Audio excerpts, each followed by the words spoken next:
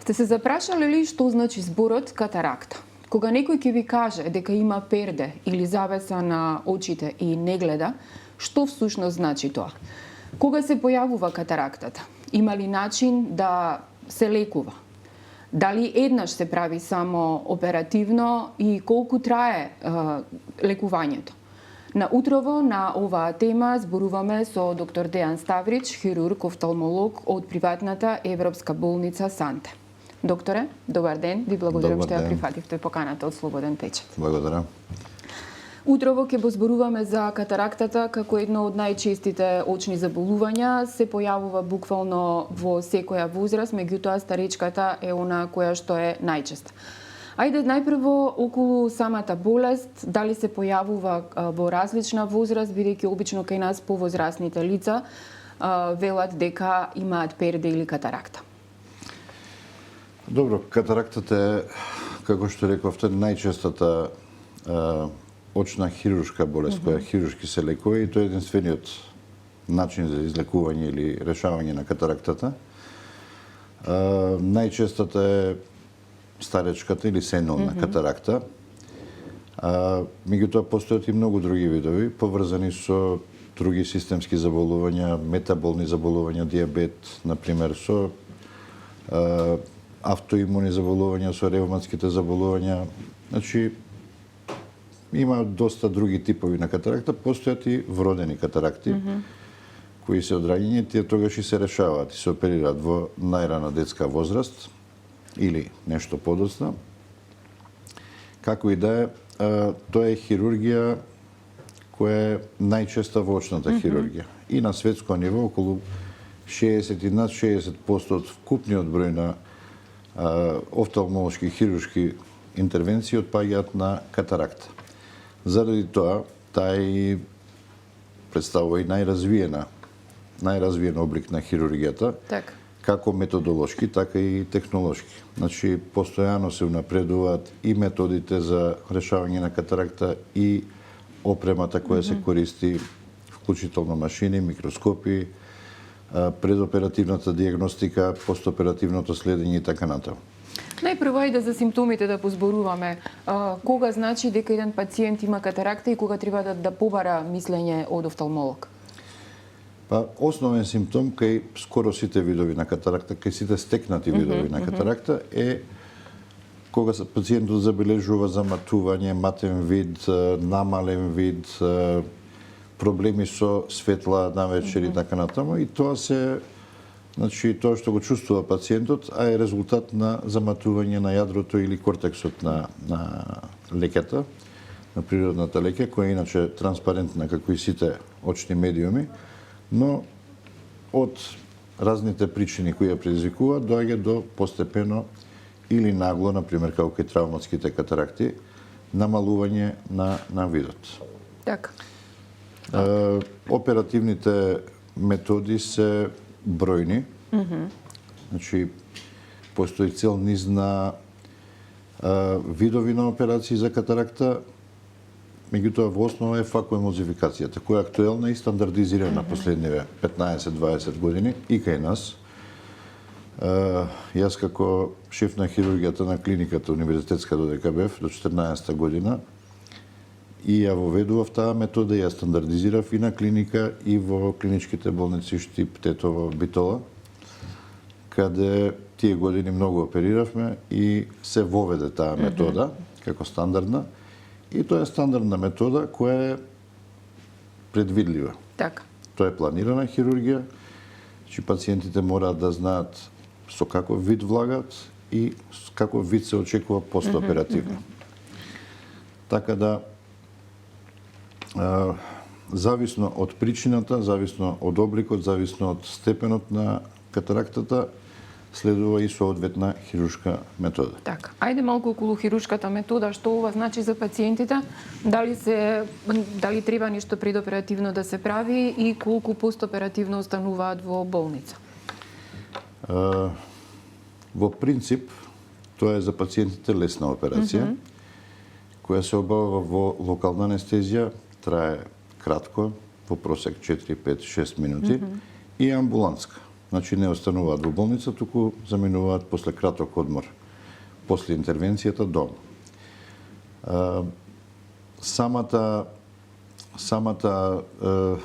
предоперативна подготовка подразбира и еден општ интернистички преглед, за да се превенираат, согледаат евентуални други проблеми, предвидува детален преглед на окото и биометрија, со тоа и одредување на соодветен тип на леќа за секој пациент индивидуално. Во постоперативниот тек, во принцип, окото не е преврзано во најголемиот дел, 99% од случаите, повеќе од час-два по операцијата, и пациентот веднаш се враќа во своите нормални животни токови и начин на живот. Значи, веднаш може и да искача надвор, и да вози кола и така натаму. Генерално.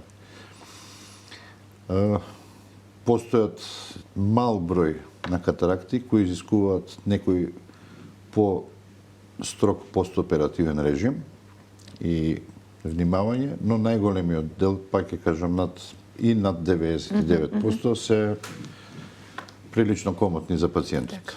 Дали катарактата еднаш се оперира, се вградува леќе и тоа значи дека пациентот доживотно нема да има проблем или може повторно да се појави после извесен период?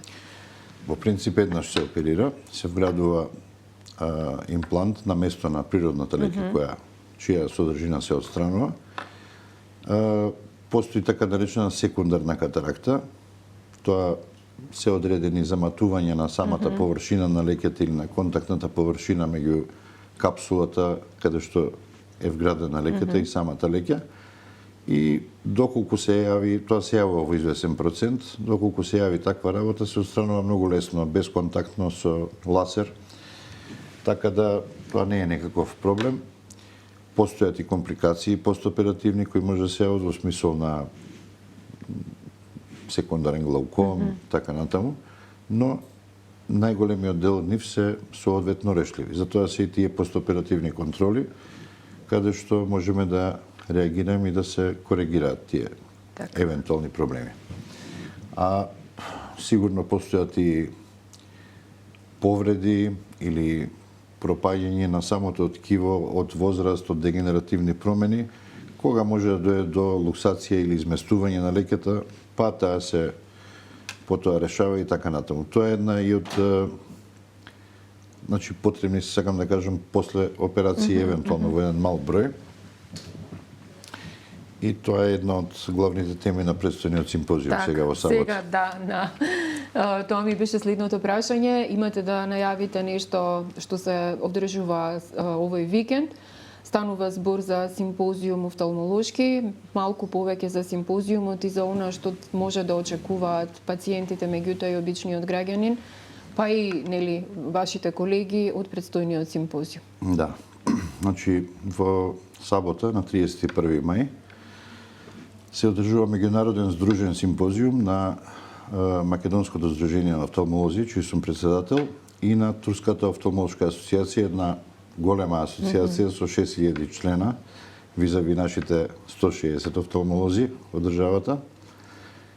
И темата на симпозиумот е напредна хирургија на катаракта и рефрактивна катарактна хирургија. Тоа е еден дел од хирургијата на катаракта кој се занимава и со решавање на рефрактивните или диоптриски, да кажам поедноставно, состојби на окото со катаракта. Значи, состојби каде што се потребни посебни типови на леки. На симпозиумот ќе биде хирургија во живо. Значи, ќе бидат пренесувани 16 операции, поделени во неколку сесии, од Анкара, каде што ќе се одвиваат. Ќе се пренесуваат живо во Синеплекс, во Ситимол, и ќе бидат дискутирани од стручната офталмолошка јавност. Ќе бидат представени најновите модели на интраокуларни леки, трифокални, мултифокални, посебни леки за посебни потреби и еден корпус на тие операции, 3 или 4 ќе бидат посветени на решавање на тие најтешки случаи кај изместување на леќа повреди и така натаму. Така да врвната актуелна хирургија ќе биде представена пред стручната јавност и не е лошо со тоа и јавноста да биде запознаена. Така. Што значи ова за Македонија? Дали дел од сите овие нови методи кои што се користат во светската офталмологија веќе ќе бидат достапни за Македонија? Па, тие се користат и кај нас. Значи и во јавното и во приватното здравство ние го правиме тоа. Еден дел од нас се бават со тој најтежок дел на хирургијата на катаракта.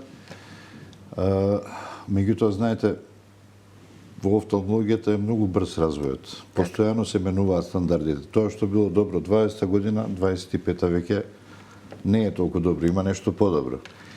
И заради тоа е потребата и тоа е и функцијата на Сдруженијето на офталмолози да постојано се труди да се осовременува, значи членството пред се со знаење и со воведување на нови стандарди. Има ли Македонија доволно офталмолози, бидејќи во еден дел на интервјуто ми рековте дека сте само 160 на број, а имаме, мислам, барем јас имам таков печаток од оваа другата информативна страна дека има многу луѓе со проблеми не само со катаракта, него воопшто со очни болести.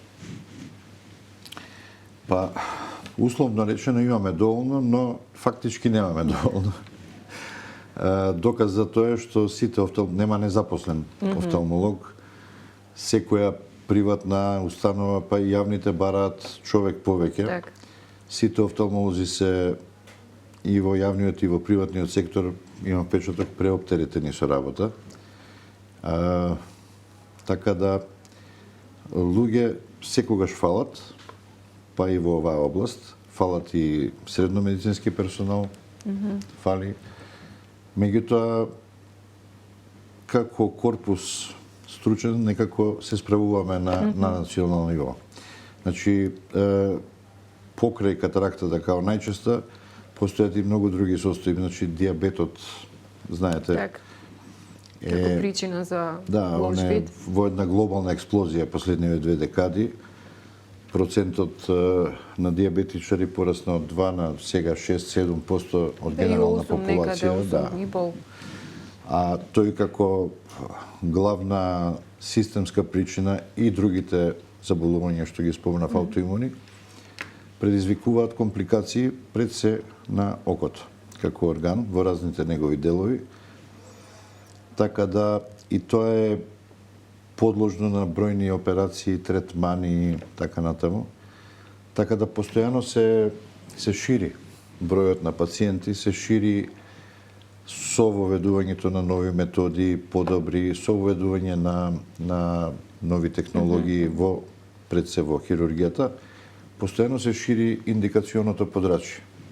Иако, например, за некоја болест операбилни биле 20% од пациентите пред 20 години, сега се 40% операбилни. Така да се шири расте квантумот на работа. Се зголемува и можноста за оперирање кај пациенти кои што претходно не можел. Докторе, времето ни е кратко. За крај на интервјуто една препорака до пациентите кои што имаат не само катаракта, меѓутоа и други очни болести. Па најмалку заради катаракта, меѓутоа повеќе заради некои други хронични офталмолошки заболувања, на прво место глаукомот, кој е популарно наречен крадец на видот, токму затоа што пациентот не осеќа ништо. Секако дека е препорака во возраст над 40 веќе да се обавуваат редовни контроли. Чак и да немате проблеми, да нема пациентот проблем или тегоба, да си прави една годишна контрола кај својот офталмолог, каде што сигурно ќе биде детектирано нешто ако има потреба од некој третман, лекување или оперативно лекување. Докторе, ви благодарам за гостувањето во Слободен печат. Се надевам дека нашите гледачи добијат дел од одговори на прашањата кои што ги имаат. Вие, почитувани гледачи, останете со нашата програма, следете го веб изданието и очекувајте го издавањето на нашиот весник. Ви благодарам на вниманието.